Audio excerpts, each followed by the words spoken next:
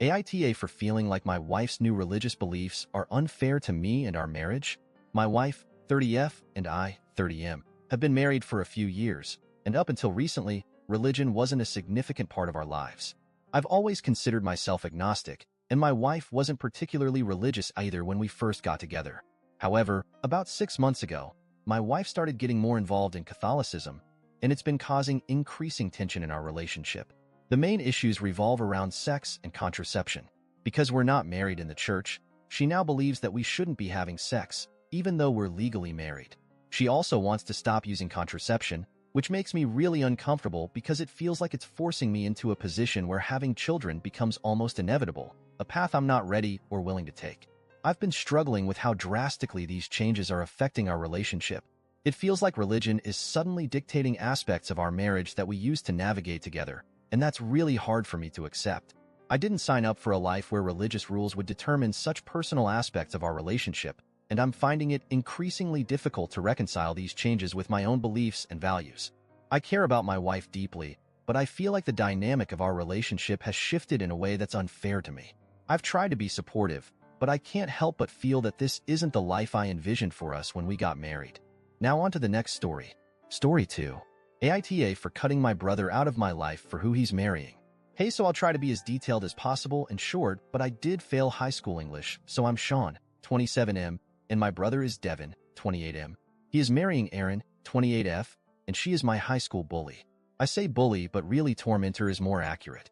My brother knows this. He went to school with me. He saw it all. I came out as gay my freshman year. I didn't announce it or anything, but I told my friend, and he told someone who told others. When Erin found out, her and her group of friends chose to fuck with me. The things included, innocently enough, pointing and laughing, walking up and saying gay jokes, asking boys to ask me out then laugh at me. To less innocent, like in my sophomore year, they left a razor blade in my locker with a note saying try again after I tried to off myself. Just shitty things until she left my junior year, so I had my senior year to myself, lol. Well, now he brought her over to 4th of July last month and introduced her as his fiancée. Didn't even know they were dating, neither did my parents. They know what she did, and they were surprised at first but decided she must have changed and told me to give her a chance. I was pissed off and distant the rest of the day. Didn't talk to him and just hung out with my cousins. The next day he called me and asked why I didn't talk to him at all yesterday, and I told him he's marrying a raging cunt who wanted me to slit my wrists in the bathroom. Why would I talk to him? And he blew up on me, telling me I have no right to say that about his fiancée, and she isn't the same person. I should judge anyone based off their actions as a kid, blah blah blah. I hung up on him and am not planning on talking to him again until he apologizes. He had my parents call me to tell me they think I really should give her a chance. She's a changed person and has told them sorry for what she did to me in the past. LOL? I didn't get that apology. Who the fuck cares if she says sorry to them? I sure as fuck don't. I told them until she's begging me to give her a chance for forgiveness, they can fuck off with my brother. Well, now as of an hour ago, Erin messaged me a very heartfelt and sweet message which I will copy and paste here. Hey Sean, this is Erin. I'm sorry about my actions in high school, but honestly it was a decade ago. I don't know why you care anymore. The things you do as kids don't accurately reflect on who you are as a person, and I doubt you're the same person as you were back then. The fact that you're judging me and not even letting me be happy with your brother when we announce a very serious and joyful thing is honestly very disappointing. I figured you would have grown up and not acted like a child about this. Well, smiley face. I fucking hate her, bro, holy shit. So I replied, hey cunt, glad to hear from you. You destroyed my high school years and never even gave a glimpse of remorse, so you can go fuck yourself, and I hope your marriage with my brother ends in cheating and fighting and you living in a box under the freeway again. So now I'm done with my brother and just the entire situation. Am I in the wrong for dropping him out of my life and not moving on? Even if I am, I don't think I care, but I kinda want an outside opinion. Now on to the next story. Story 3. AITA for not letting my ex-husband's new girlfriend have a piece of his mother's jewelry. I, 40F, and my ex, we'll call him Joe, 41M, were high school sweethearts, started dating when we were 17, married at 19, and divorced 20 years later, so going on 2 years now. We have an amazing daughter, Sarah, who is 8, and has adjusted really well to the separation. Joe and I get along great. The divorce was amicable and we're still good friends. Not like we hang out alone or anything, but we don't argue or fuss at each other, help each other out, and just overall have each other's backs, because at the end of the day, our number one priority will always be Sarah and doing what is best for her.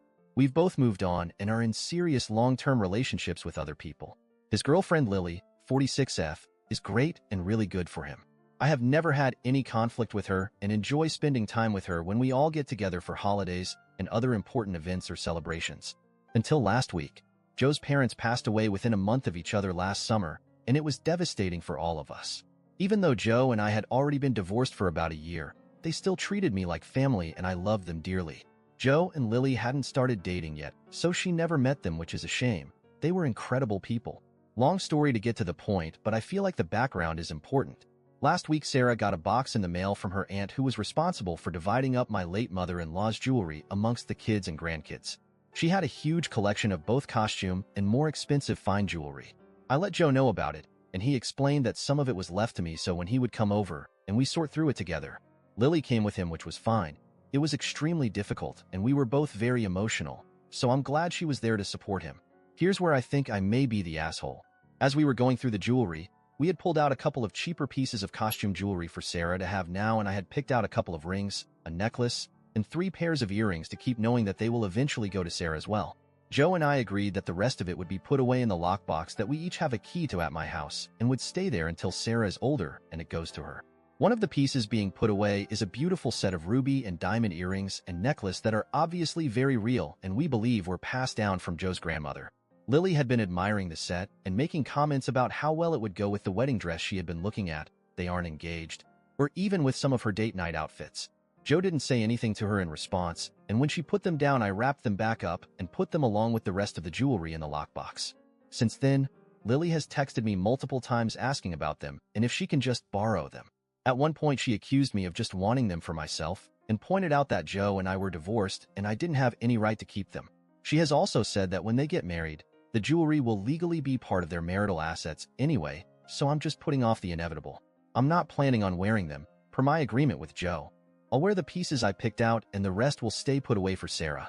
I have zero intention of taking any of it out unless it's necessary, and even then, I'll let Joe know what's going on with it. Joe's has been radio silent, and I haven't said anything because I don't want to cause any conflict that could have an impact on Sarah. So am I the asshole for not giving in and letting Lily have some of the jewelry meant for my daughter? TLDR. My ex-husband's girlfriend wants some of the expensive jewelry left to my daughter when his mom passed away, and I wouldn't let her have it and put it away for my daughter instead. Now on to the next story. Story 4. AITA for banning my mom from my wedding after her baby daddy's prank? I love my mom. I really do, but she makes dumb choices. I have a 5-year-old sister, Maddie, who my mom shares with her ex, Jake. Jake is seriously the biggest asshole. Even my mom knows it. He asked her to marry him 3 times, and they never made it to the altar. For some reason, my mom lets Jake in the house all the time. She says he is there to see Maddie, but like they don't get most people with shared custody take the kid to their other house. Recently, my fiancée, Bridget, asked my mom if she could host her bridal shower at our weekend house. My mom said yes, but she couldn't promise they wouldn't be there as Maddie likes to get out of the city every weekend. My mom and Maddie were there, which is fine, but it was Jake's weekend with Maddie, so he felt the need to come. Bridget was having a lovely bridal shower, despite Jake in and out of the kitchen in his boxers. My mom was outside riding with Maddie, and when she came in, she put both of their muddy boots on the floor in the stairwell as well as a muddy towel, as we have had a lot of rain. Fucking Jake picked up the muddy stuff and dumped it in Bridget's lap, ruining her special white dress. My mom blew up at him and Bridget was furious. He just laughed and said, "You know I have no impulse control." Bridget's bridesmaids were horrified and my mom chewed him out, but he was just making a joke of it. "You want to go upstairs and discipline me? You're sexy when you're angry." He later admitted he did it because my mom had told him that morning something Bridget said about her years ago that she was still mad about. Bridget demanded I do something, so I uninvited my mom from the wedding. My mom is very upset and doesn't understand why. I told her I was sorry, but she caused this by letting Jake in our lives, letting him in the house and gossiping with him. So I have to stand firm and protect Bridget. Maddie is still welcome if her nanny can take her.